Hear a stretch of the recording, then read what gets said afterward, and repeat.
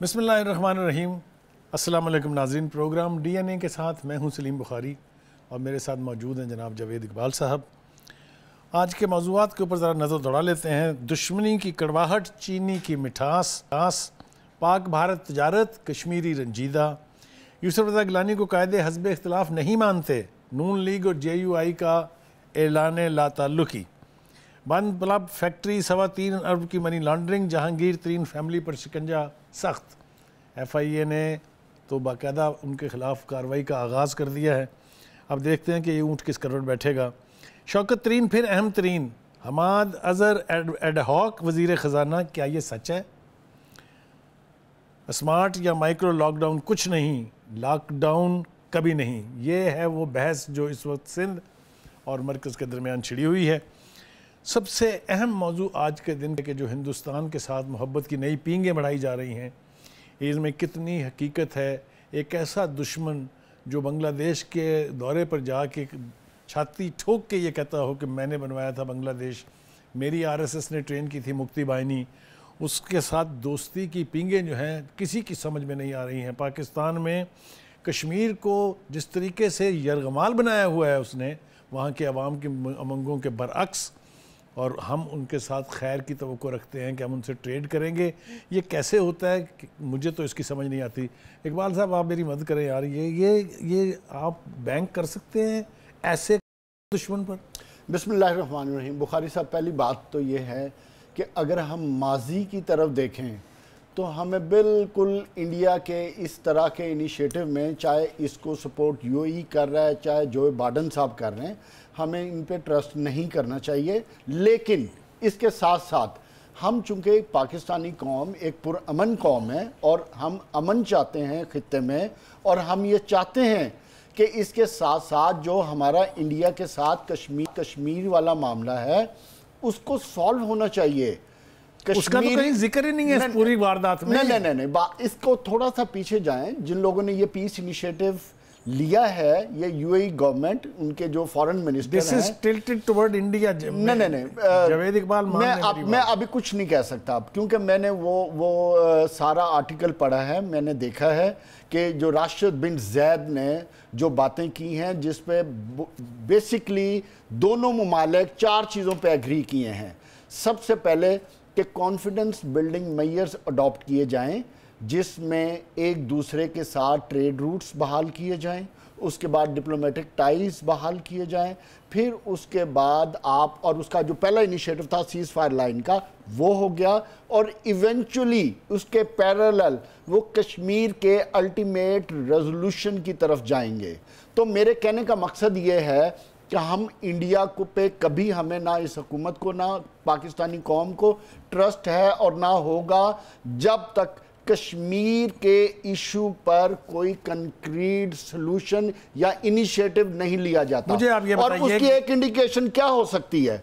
वो उसकी इंडिकेशन ये होनी चाहिए कि जो आर्टिकल 370 जो इंडिया ने लगाया था कश्मीर को जम करने का, उसको ख़त्म होना चाहिए। इससे हमें पता चलेगा कि इंडिया की सीरियसनेस क्या है टुवर्ड्स दिस पीस डायलॉग।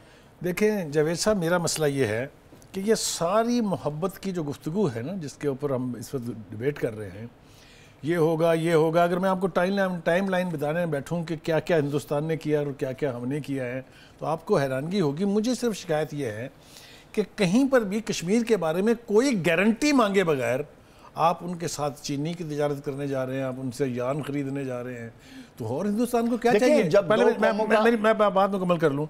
जब कश्मीरियों को ये मैसेज जाएगा कि वहाँ तो रेगुलर ट्रेड शुरू हो रही है, वहाँ तो मोहब्बत की पींगें बढ़ रही है, तो वो तो पहले ही हमसे तंग हैं। वो तो पहले ही समझते हैं कि पाकिस्तान ने कुछ नहीं किया, सौदेबाजी की है। बुखारी साहब, पाकिस्तान में कोई भी हुकूमत, कोई भी लीडरशिप इस चीज़ की मुतहम्मल नहीं हो सकती कि कश्मीर के मसले को हल किए बगैर वो कोई और इंडिया के साथ रुआबत बहाल कर ले। भाई मेरे, जो देखें, जो एक लार्जर एजेंडा डिसाइड हुआ है, उसमें उस एजेंडे को आप लिखा गया है। के लिए एक तरफ रखें उस एजेंडे को।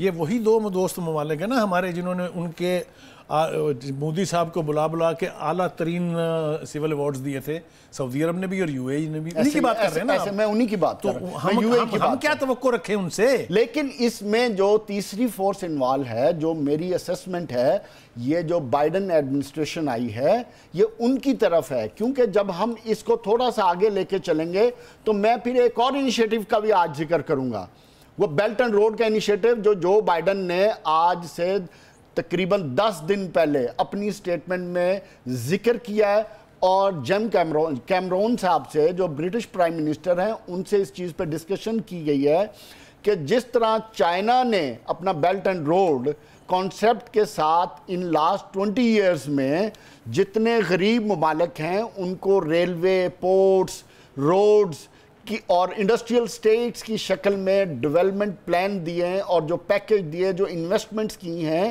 اسی طرح امریکہ ہے سٹارٹڈ تھنکنگ ہمیں بھی اس طرح کا انیشیٹو لینا چاہیے چائنا کے اثر کو زائل کرنے کے لیے. اگر میں ان دونوں کو لنک کروں تو شاید مجھے یہ سمجھ آتی ہے ایز اے اینالسٹ کہ یہ دونوں کہیں نہ کہیں آپس میں ملتی ہیں چیزیں, جس پہ جا کے پاکستان دیکھیں, پاکستان کی بڑی کلیئر انڈرسٹینڈنگ ہے, جو مرضی آپ کر لیں, جب تک 22 کروڑ عوام اور کشمیری عوام کی امنگوں کے مطابق کشمیر کا سلوشن نہیں ہوگا تو اس سے مائنس کوئی چیز نہ 22 کروڑ عوام کو قبول ہوگی نہ کشمیری عوام کو قبول ہوگی. رک جائیے یہاں پر, آپ کے پرائم منسٹر نے کہا جب مودی کا الیکشن ہو رہا تھا کہ مودی دوبارہ منتخب ہوں گے تو کشمیر کا مسئلہ حل ہو جائے گا. جو ہی وہ منتخب ہوئے نے ایسا حل کیا مسئلے کا کہ آپ سوچ کے بھی بندے کو شرم آتی ہے. یہ تو تھی ہماری پرائم منسٹر کی خواہش. پہلے پوری میری بات سن لیں. دوسری بات یہ ہے کہ آرٹیکل 370 انہوں نے اڑا دیا, انہوں نے وہ جو یعنی نیشنلٹی کا جو قانون ہے وہ اڑا دیا. وہاں پر کرفیو میں رہ رہی ہے وہ قوم پوری 1.25 سال سے. ان چیزوں کے اوپر توجہ دیے بغیر آپ ان کے ساتھ ٹریڈ کر رہے ہیں یار. بخاری صاحب, ہم اس شو کے توسط سے حکومت سے یہی التجا کر رہے ہیں کہ آپ ان سے ٹریڈ کریں, ہمیں اعتراض نہیں ہے, ہم پرامن ہیں, پاکستانی قوم امن چاہتی ہے, لیکن ہمارے امن کی خام خیالی میں آپ کشمیریوں پہ ظلم کرنا بند کریں گے. تو یہ انیشیٹو ہم حکومت سے ڈیمانڈ کر رہے ہیں کہ وہ انڈیا سے, مودی سے یہ بات کرے کہ اگر ہم نے چیزیں چلانی ہے تو ہمیں کشمیر میں پیرالل انیشیٹو لینا پڑیں گے, کیونکہ کسی بھی پیکٹ کو یا اسٹریٹجی کو اس وقت تک ہم سکسیسفل نہیں کر سکتے جب تک اس پہ پیرالل ڈیولپمنٹس نہیں ہوں گی. پرائم منسٹر صاحب نے ایک تقریر یونائٹڈ نیشن میں کرنے کے بعد پھر اس کے اوپر کیا کیا ہے, کیا کشمیر کمیٹی کر رہی ہے. میں آپ کو ایمانداری سے بتاؤں, آل پارٹیز حریت کانفرنس کی لیڈرشپ کے آپ بیانات سن لیں, ان کے وہ جتنے دکھی ہیں وہ آپ سن لیں. مجھے بتائیں کشمیری قوم کو ہم کیا پیغام دے رہے ہیں؟ صاحب بات یہ ہے کہ ہم نے کہیں سے تو سٹارٹ لینا ہے نا, کسی مسئلے کو حل کرنے کے لیے مطابق ہندوستان کی خواہش کے مطابق نہیں. میں اس چیز پہ آپ کے ساتھ ایگری ہوں کہ پاکستانی قوم اور کشمیر کی امنگوں کے مطابق سٹارٹ لینا چاہیے, لیکن آپ نے چونکہ ایک تھرڈ کنٹری کو انوالو کر کے ایک نیگوسیشن سٹارٹ کی ہے تو آنے والے وقت میں آپ کو نظر آ جائے گا. ہم تو دیکھیں حکومت سے کیا بات کر سکتے ہیں, حکومت سے کہہ سکتے کہ اس کے پیرالل جو کشمیر میں ظلم اور ستم ہو رہے ہیں اور جو آرٹیکل 370 ہے یہ چیزیں ختم ہوں, تاکہ قوم کو بھی پتہ چلے کہ پاکستان ماضی کی طرح ڈسا نہیں جائے گا. جیسے ماضی میں انڈیا کی حکومت, انڈیا کے حکمران ہمیں استعمال کرتے رہے, اب ہم نہیں ڈسنے کے موڈ میں. آج تک جاوید اقبال صاحب, مجھے معلوم نہیں ہے پوری پاکستان کی جو ہسٹری ہے 70 ایئرز ہو گئے ہیں, اتنا ہی پرانا یہ مسئلہ کشمیر ہے, کہ کبھی ہندوستان نے کوئی ایسا قدم اٹھایا ہو, کوئی ایسی خواہش کا اظہار کیا ہو جس سے پتہ چلے کہ وہ کشمیریوں کے معاملات حل کرنا چاہتے ہیں. ناظرین, بریک کے لیے کہا جا رہا ہے یہ موضوع تشنا رہے گا اور اس کے اوپر تو بہت زیادہ ڈیبیٹ کرنا جو ہے وہ ضروری ہے. بریک سے واپس آئیں گے تو پھر آگے بڑھتے ہیں.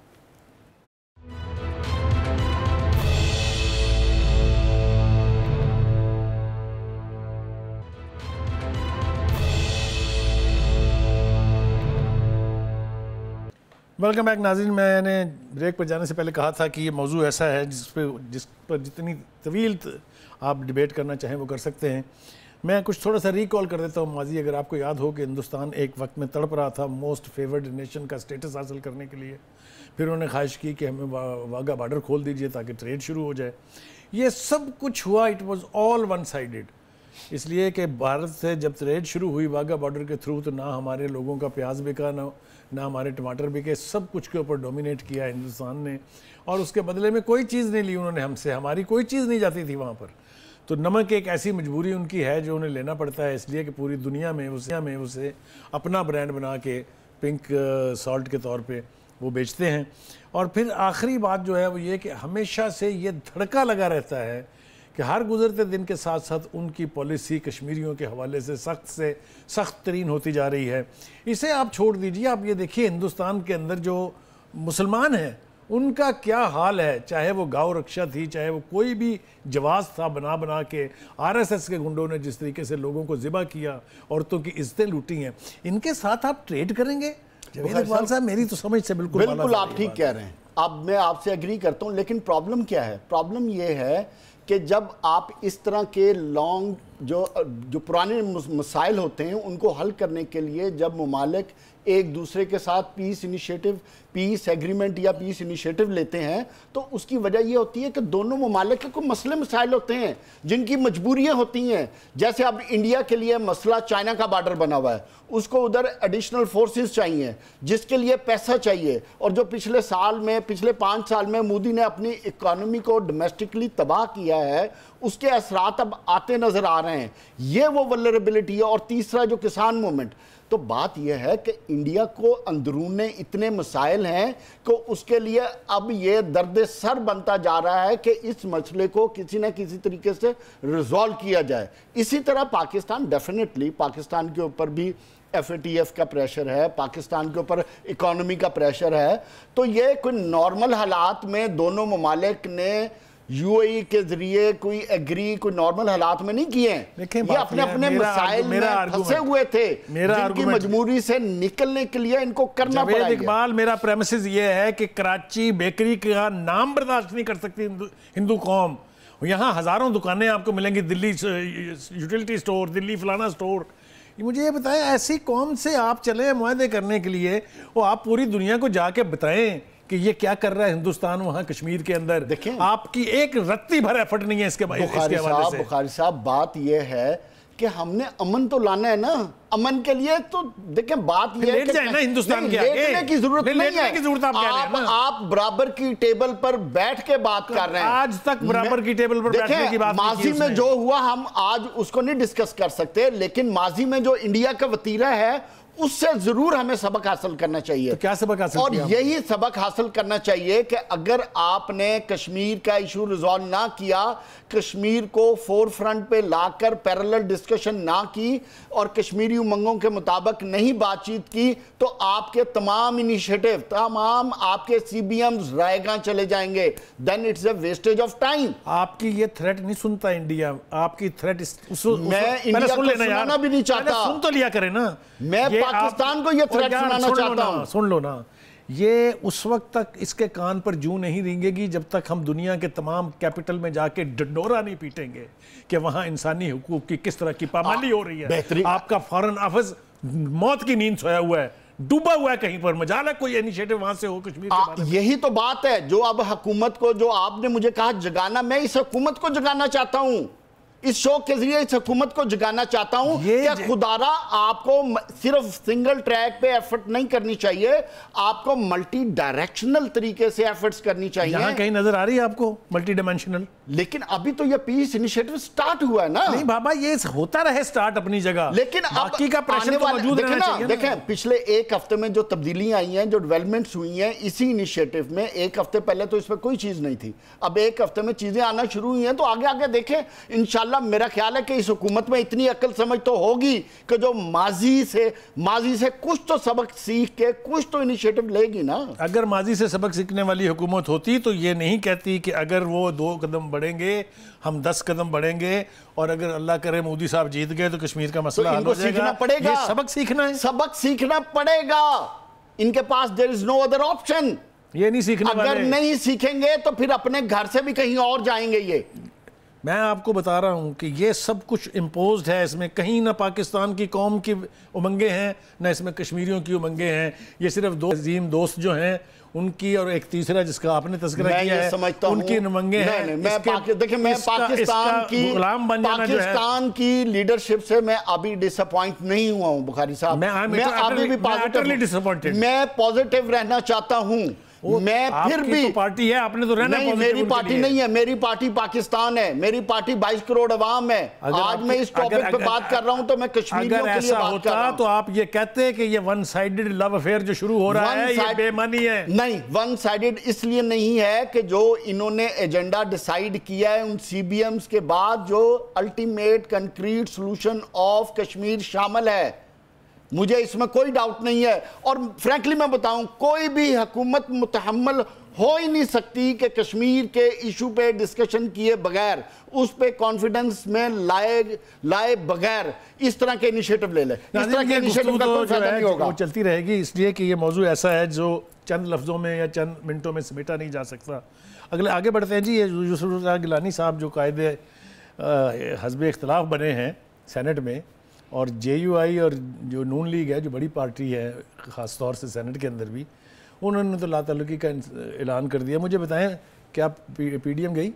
دیکھیں بات یہ وینٹیلیٹر تو ختم ہونا ہی تھا، 4 دن بعد ہوا یا آج ہوا یا 1 دن بعد ہوگا۔ پی ڈی ایم کا یہ مستقبل تھا، اس سے زیادہ پی ڈی ایم کا کوئی مستقبل نہیں ہے۔ کیوں کہ بات یہ ہے کسی بھی اتحاد کے لیے کی سوچوں کا تو ایک ہونا ضروری ہے نا۔ ان کی تو سوچیں ہی آپس میں نہیں ملتی۔ آپ نے ملنے نہیں دی نا۔ میں نے کیوں نہیں ملنے دی؟ آپ نے کمال کام دکھایا۔ اگر آپ تفصیل میں جانے کے لیے مجھے کہیں میں سارا پوتلا بات یہ ہے کہ اس میں پی ایم ایل این کو تھوڑا سا صبر سے لے کے چلنا چاہیے تھا معاملے کو۔ اگر ان کو اس چیز کا پہلے پتا تھا تو انہوں نے پی ڈی ایم کا سہارا لے کے پہلے کیوں نہیں چلے؟ اگر آپ مجھے بولنے دیں گے تو پھر میں آپ کو بتاؤں گا اس میں سب سے زیادہ سازش جو ہے وہ پاکستان پیپلز پارٹی نے کی ہے۔ کوئی دو رائے اس کے بارے میں نہیں ہے۔ میں سوری بخاری صاحب میں ڈس ایگری کروں گا۔ آپ مجھے بتائیے کہ اس کی وجہ پتہ ہے؟ اتحاد ٹوٹا کیوں ہے؟ بتائیں۔ اتحاد ٹوٹنے کی بڑی ایک سمپل وجہ ہے کہ پیپلز پارٹی نے بڑی سٹیٹ بات کی تھی جو ان کا پہلے دن سے میں فارسی بول رہا تھا جو آپ نئے لفظوں میں فرما رہے ہیں۔ نہیں بخاری صاحب وہ اپنے سٹینڈ تے قائم رہے نے، قطن نہیں رہے، بالکل غلط ہے۔ انہوں نے اپنا سٹینڈ چینج نہیں کیتا۔ انہوں نے کہا جناب علی کہ ہم سیاست سیاسی کھاڑے میں کریں گے۔ پہلے میری بات سنیں آپ۔ 26 پوائنٹ نکالیں پی ڈی ایم کے اعلامیے کے، دیکھیں اس میں کیا نہیں ہے۔ میں ایک پوائنٹ کی بات کروں گا۔ پی ڈی ایم کے پلیٹ فارم پہ ایک پوائنٹ پہ پیپلز پارٹی نے سٹینڈ لیا تھا کہ یہ ہمارا نیوکلیئر بام ہے، اس کا ہم ٹائم ڈیسائیڈ کریں گے کہ ہم نے بخاری صاحب یہ بات کی ڈیولپمنٹ ہے، یہ کوئی 2-3 مہینے کمپین چلانے کے بعد کی ڈیولپمنٹ۔ یار میری ہسٹری بہت ٹھیک ہے۔ اچھا 3-4 مہینے پہلے کی بھی ڈیولپمنٹ ہے۔ اگر پی ڈی ایم کے باقی صاحبان کو اس ڈیولپمنٹ پہ اعتراض تھا تو پھر اس وقت انہوں نے اس ایشو کو ٹیک اپ کیوں نہیں کیا؟ دیکھیے گزارش یہ ہے جب آپ ایک کمپین چلا رہے ہوتے ہیں خاص طور سے اس لیول کے اوپر تو توقع یہی ہوتی ہے کہ آپ اس ٹیم کے ساتھ چلیں گے، اس کمپین کو لے کے چلیں گے۔ اچانک اگر آپ کے سٹیکس کچھ حل ہو گئے ہیں۔ اچانک نہیں بخاری نہیں سر، اچانک نہیں ہے۔ بات یہ ہے کہ وہ اپنی سٹیٹمنٹ پہ مولانا فضل الرحمان صاحب سخت مایوس ہیں۔ وہ تو اس لیے مایوس ہے نا، دیکھیں بات سنیں، پی ڈی ایم سے جو سب سے زیادہ فائدہ ہوا ہے آپس کی بات ہے بخاری صاحب، کس کو فائدہ ہوا؟ مولانا فضل الرحمان صاحب کو۔ اس کے بعد سب سے زیادہ فائدہ کس کو ہوا؟ مریم نواز شریف صاحبہ کو۔ اگر پی ڈی ایم کا پلیٹ فارم نہ ہوتا تو مریم نواز شریف صاحبہ جس طرح دبنگ لیڈر کے طور پہ ایمرج ہوئی ہیں اس طرح ہو جانا تھا۔ جس طرح دیکھیں فضل الرحمان صاحب بہت بڑے سیاستدان ہیں، میں سمجھتا ہوں کہ ان کی سیاسی قد اور شخصیت بہت بڑی ہے، لیکن اس پی ڈی ایم کے پلیٹ فارم سے ہی وہ ریلیونس ہوئے ہیں۔ اگر پی ڈی ایم کا پلیٹ فارم نہ ہوتا تو وہ کبھی بھی ریلیونس نہ رہتے، جے آئی ایف کو کوئی بھی نہ جانتا۔ یعنی جس شخص نے وہ فورم بنایا ہے آپ اس کو کہہ رہے ہیں کہ انہوں نے اکیلے نے تو نہیں بنایا، ان کے ساتھ باقی پارٹیاں بھی تو شامل ہیں۔ تو شامل رہی کیوں نہیں؟ بیچ میں سے بھاگ کیوں گئی؟ بھاگی نہیں ہے، انہوں نے کہا ہے کہ ہم جمہوری انداز سے مقابلہ کریں گے اور جمہوریت کے سرکاری زبان سرکاری نہیں بخاری صاحب سرکاری زبان۔ اچھا جب جمہوریت کی بات ہو تو سرکاری زبان ٹھیک ہے، اگر آپ نان ڈیموکریٹک بات کریں تو پھر ٹھیک ہے، ایک دیکھیں اس حکومت کو اگر 5 ٹائم دیا گیا ہے، الیکشنوں سے جیتے ہیں نا وہ. اگر 5 سال کا ٹائم ملا ہے تو ان کو کہاں سے ان کو کہاں سے جیتے وہ؟ الیکشن آپ کے ڈیموکریٹک پروسیس سے جیتے. تاریخی الیکشن ہے وہ، ساری زندگی لوگوں کو یاد رہیں گے وہ جو. ایسے پاکستان میں ایسے ہی الیکشن ہوتے ہیں. نہیں ایسے نہیں ہوتے، ایسا تو کبھی بھی نہیں ہوا. آپ 2013 میں تو آپ نے ٹائم سے پہلے اناؤنس کر دیا تھا. 4 حلقوں کا مطالبہ تھا، نہیں جن 4 میں دوبارہ الیکشن ہو گئے اور رزلٹ پھر وہی نکلا. آپ کو وقت سے پہلے کیسے پتہ چل جاتا ہے کہ آپ کی پارٹی؟ ناظرین اس بات پہ میرا اور جاوید اقبال صاحب کا اتفاق ہو ہی نہیں سکتا، اس لیے کہ وہ اس حوالے سے حکومت کے آبجیکٹو سے بڑھ کے آگے دیکھنے کے لیے آمادہ نہیں ہے. لیکن میرا رائے اپنی جگہ قائم ہے اور ہم دونوں اپنی اپنی رائے قائم رکھیں گے. بریک کے لیے کہا جاتا ہے، چلتے ہیں ایک بریک کے لیے.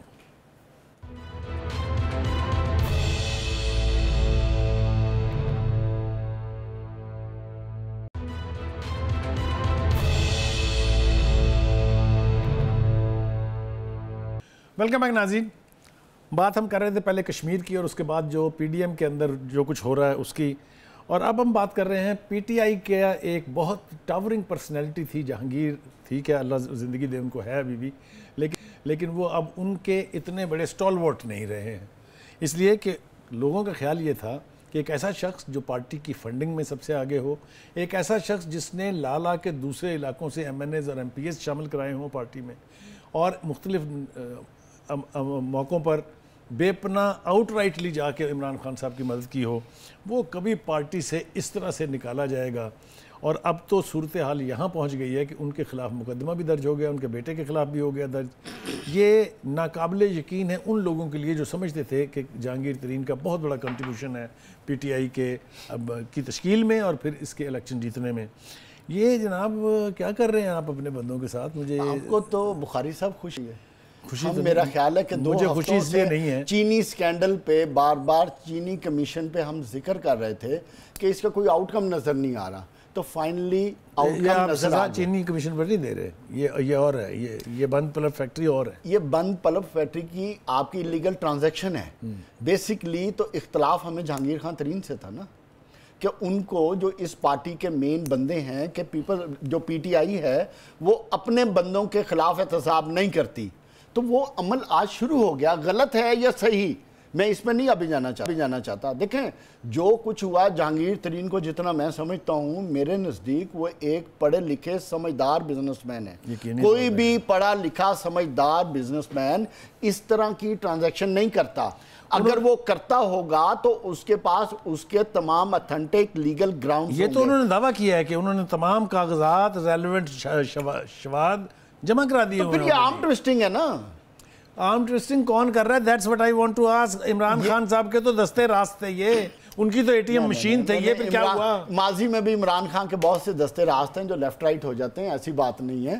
بات یہ ہے کہ جہانگیر ترین صاحب پہ غصہ اتارا جا رہا ہے، اور غصہ مختلف شکلوں کا غصہ ہے، اور ان میں سے ایک غصہ شاید جہانگیر ترین صاحب پہ یہ ہے کہ سینٹ کے الیکشن میں جس طرح عمران خان صاحب چاہتے تھے یار وہ تو سب اپنی جگہ ہے. یہ شہزاد اکبر صاحب جو کچھ فرما رہے ہیں یہ بھی آپ بھی سن چکے ہیں، میں بھی سن چکا ہوں. ان کا پتہ ہی نہیں چلتا پیندا کس طرف جا کے بیٹھے گا. کبھی یہ اپنی پارٹی، لیکن آپ حکومت کو یہ کریڈٹ تو دیں گے کہ نہیں کہ انہوں نے اپنے موسٹ فیوریٹ موسٹ پاورفل بندے کے خلاف ایکشن لیا.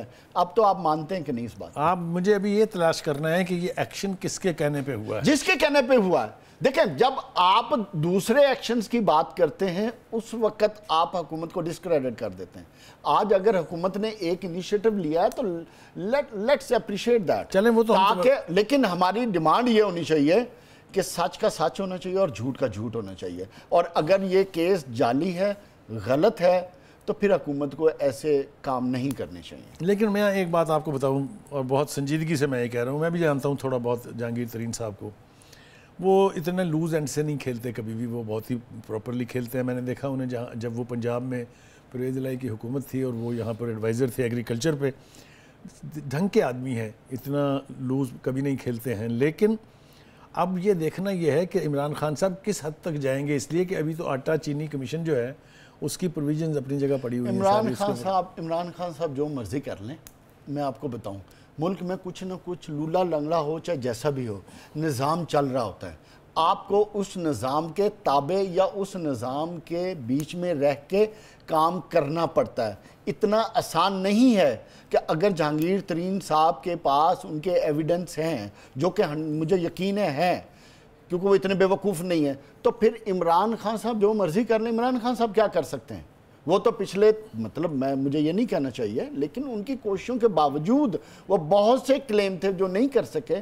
تو اس میں بھی یہ بھی پاسبل ہے, لیکن میں ضرور اس چیز کو اپریشیٹ کروں گا کہ انہوں نے کچھ باتیں کی تھیں, ان میں سے کچھ باتوں پہ انہوں نے اب عمل کرنا شروع کر دیا. چلیں, اگر آپ سمجھتے ہیں کہ ایسا ہے تو میں خاموشی اختیار کر لیتا ہوں, میں اتفاق نہیں کر سکتا آپ کے ساتھ. آپ آ جائیے جناب شوکت ترین صاحب جو ہیں وہ پھر اہم ترین ہو گئے ہیں. بیچارے حماد اظہر صاحب کو تو ابھی وزیر خزانہ بنے ہوئے, میرا جیسے کہتے ہیں نا کہ دلہن کی مہندی نہیں ابھی تو ختم ہوئی تھی. بخاری صاحب انہوں نے, مجھے لگتا ہے عمران خان صاحب نے نا کل ہمارا شو دیکھا ہے جس میں آپ نے ان کو انڈر 15 ڈکلیئر کیا تھا اور آپ نے کہا تھا کہ انڈر 15 بندے کو آپ نے وزارت دے دی ہے. تو میرا خیال ہے کہ اب انہوں نے انڈر 15 سے لے کے اوور 60 پہ چلے گئے. اب شوکت ترین صاحب دیکھیں منجھے ہوئے آپ کے بزنس مین ہیں, اکانومسٹ ہیں, اکانومی کو سمجھتے ہیں, پہلے بھی ان کو فائنانس منسٹری چلانے کا ایکسپیرینس ہے. لیکن اس میں کویشچن یہ نہیں ہے, کویشچن یہ ہے کہ 2.5 سال گزرنے کے بعد جو پاکستان کی اکانومی کا حال ہے اس کو ری سٹرکچر کر کے آپ کیسے ریفارمز لا کے آگے لے جائیں گے. ایک چیز ہے, دیکھیں جہاں سب سے بڑا آپ کا کور ایشو ہے, آپ کے ٹیکس کلیکشن 400 ارب ہے, آپ کے خرچے 700 ارب ہیں, آپ کو 300 ارب کہیں سے یا جنریٹ کرنے یا لون لینا ہے. تو اس لیے شوکت ترین صاحب کو میں یہ سمجھتا ہوں کہ شاید یہ ایک اچھی موو ہے کہ ایسے سیزنڈ پڑھے لکھے ایکسپیرینسڈ آدمی کو لایا گیا ہے کہ جس سے شاید پاکستان کی اکانومی کو دوبارہ وہ ریسٹرکچر کر کے. چلیے یہ تو وزارت خزانہ ہو گئی نا. میں نے سنا ہے اور بھی کچھ لوگوں کی گاڑیوں کے جھنڈے اترنے والے ہیں, کچھ نئے نام جو ہیں ٹرائی کیے جا رہے ہیں, اور کچھ تبدیلیاں ہوں گی وزارتوں کے بیچ میں, کچھ نئے چہرے آئیں گے. تو کوئی اطلاع ہے اس حوالے سے آپ کے پاس؟ اس میں جو میری انفارمیشن کے مطابق ایک نام کی ہے کہ شاید ان کو فارغ کر دیا جائے, اور ان کا نام ہے خسرو بختیار صاحب. ان کو تو ابھی حماد اظہر والی وزارت دے دی گئی ہے نا؟ نہیں, ابھی ہاں دی تھی پہلے, لیکن اب میری اطلاع کے مطابق شاید ان کو فارغ کر دیا جائے گا اور فرخ حبیب صاحب کو منسٹری میں ایڈ کیا جائے گا. اچھا, ماشاءاللہ. ہاں, ان کا نام لیا جا رہا ہے. تو کیونکہ جو انفارمیشن منسٹری کو وہ 2 حصوں میں تقسیم کرنے کا سوچ رہے ہیں, ان میں سے شاید ایک حصہ فرخ حبیب صاحب. ایک اور بڑی مزے کی بات ہے, کنول شاذب صاحبہ جو ہیں ان کو منسٹر آف اسٹیٹس کی حیثیت سے منسٹری آف سائنس اور ٹیکنالوجی میں لایا جا رہا ہے. ایک اس کے بارے میں کیونکہ فواد چودھری صاحب کو تو بھی تو چینج کر رہے ہیں نا. ان کی ابھی منسٹری ڈیسائیڈ نہیں ہوئی ہے, لیکن ان کو ڈیفینیٹلی سائنس اینڈ ٹیکنالوجی سے نکال لیں گے. ان کو نکالنے کے بعد کنول شاذب, چونکہ اس کیبنٹ میں عورتوں کی شاید نمائندگی کم ہے, میرا خیال ہے کنول شاذب صاحبہ کا ایڈیشن ٹھیک ہونا بھی چاہیے. میرے خیال سے لگتا یوں ہے کہ شاید انہیں کوئی ایک ایڈیشنل چارج مل جائے گا جو کہ منسٹری آف انفارمیشن کا بھی ہو سکتا ہے. ایسے سوال بھی اٹھ رہے ہیں کہ شاید شبلی لیکن فراز اس میں صاحب دیکھنے کی چیز یہ ہے کہ اگر شیخ رشید صاحب کی منسٹری چینج ہوتی ہے تو شیخ صاحب کا کیا کیا جائے گا, اور شیخ صاحب کی پیشون گوئیوں کا کیا ہوگا. دیکھیں ایک بات تو یہ ہے کہ فواد چودھری نے منسٹری آف سائنس میں بڑا کام کیا ہے, اس میں کوئی شبہ نہیں ہے, اور داد دی جانی چاہیے ان کی. انہوں نے اس کو پوری منسٹری کو ایک دفعہ سے ری ایکٹیویٹ کر دیا, اس میں کوئی شک والی بات نہیں ہے. اور یہ شاید کنول شاذب صاحبہ جو ہے ان کا ہاتھ بٹانے کے لیے وہاں آ رہی ہیں. تو یہ صورتحال جو ہے یہ ابھی کافی جگہ پر وہ کیا کہتے ہیں سوگ ہوگا, کئی جگہ پر جشن ہوگا. لیکن جو اس طرح کی سمپل اور بڑی چھوٹی میجورٹی کے ساتھ حکومت ہوتی ہے نا, اس میں سمجھتا ہوں جو عمران خان کا 2.5 سال کا میں ٹریک ریکارڈ دیکھ رہا ہوں, تو یہ لوگوں کو خوش کرنا اتنا اور ناراض کرنا اتنا آسان نہیں ہے. اس کے لیے بڑا حوصلہ چاہیے اور بڑی لیڈرشپ چاہیے.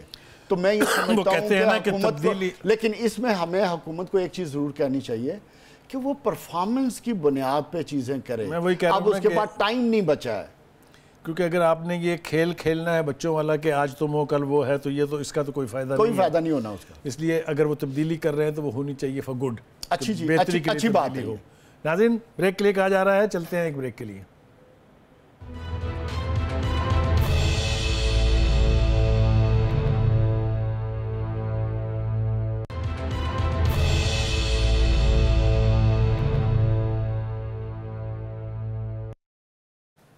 ویلکم بیک ناظرین. آخری مرحلہ ہے ہمارے پروگرام کا اور اس میں ایک ایسا موضوع جس کا وہ ایک پرووربیل سینگ میں نے سنی ہوئی ہے کہ دیر از اے اسکینڈل ان ایوری ہاؤس. یہ جو موذی مرض ہے یہ ہر دروازے پہ دستک دے رہا ہے, ہر گھر میں داخل ہو رہا ہے. کسی کی مرضی ہے یا نہیں ہے, آپ جتنی مرضی احتیاط کر لیں, لیکن اگر آپ نے اس کا شکار ہونا ہے تو یہ اتنی خوفناک بیماری ہے کہ کسی نہ کسی صورت سے آپ تک پہنچ جاتی ہے. اس کے لیے حکومت کی کوششیں جو ہے, پہلے شروع میں ہم ڈینائل موڈ میں تھے یقینی طور پر, لیکن اب پرائم منسٹر صاحب کی بھی آنکھیں کھل گئی ہیں. پرائم منسٹر صاحب بھی اب سنجیدگی سے چاہتے ہیں کہ اس معاملے میں بہت جلد پیش رفت ہو, کیونکہ یہ کم ہونے کی بجائے اس میں شدت آ رہی ہے. اور جو لیول ہم دیکھتے ہیں, جو سینٹر کرونا کا سینٹر ہے, کرونا سینٹر کی جو فگرز ہیں وہ بہت ہی پریشان کن ہیں. ایک تو بچنے کی صورت تو صرف یہی ہے کہ ہم جتنے بھی ایس او پیز ہیں اس پر سنجیدگی سے عمل کریں اور دوسروں کی مدد کریں, بجائے اس کے کہ ہم دوسروں کے لیے گڑھے کھودیں. مثلا ماسک آپ نے جہاں مرضی پھینک دیا, یہ بہت غلط طریقہ ہے. اس کے لیے بھی سارے ایس او پیز جس طرح سے ہیں اس طرح عمل کرنا چاہیے.